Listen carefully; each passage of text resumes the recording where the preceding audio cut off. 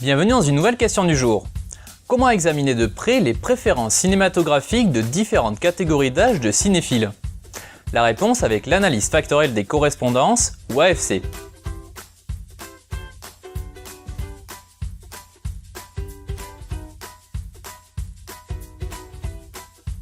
Un sondage de 2 questions a été mené à la sortie d'un cinéma.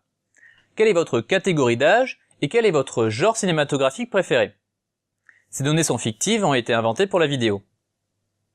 Les données peuvent être présentées sous forme d'un tableau à 2 colonnes avec une question par colonne. Dans ce cas, les questions sont des variables qualitatives. Dans une vidéo précédente, nous avons vu une autre manière de présenter 2 variables qualitatives, le trait croisé ou tableau de contingence. Notre objectif est d'étudier le lien entre les catégories des 2 variables en question. Ces catégories sont nombreuses.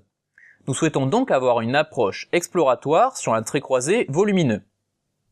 L'outil utilisé sera l'analyse factorielle des correspondances.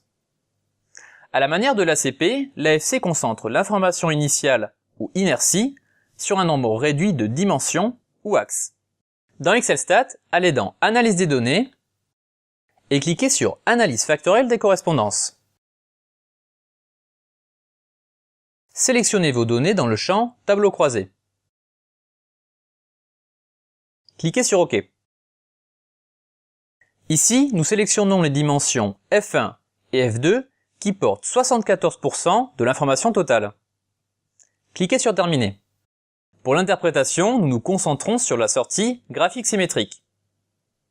L'axe horizontal est la dimension F1 et l'axe vertical est la dimension F2.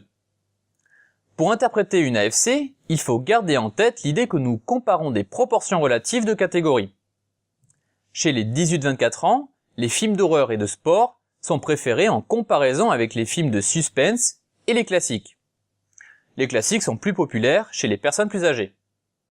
L'AFC est souvent utilisée en écologie pour comparer les abondances relatives d'espèces sur différents sites. Elle est aussi utilisée en text mining pour examiner les proportions relatives de mots dans différents textes. L'analyse factorielle des correspondances nous a permis d'explorer un tableau de contingence volumineux. Dans une prochaine question du jour, nous verrons comment explorer un tableau de données composé d'un grand nombre de variables qualitatives. Nous parlerons d'analyse des correspondances multiples.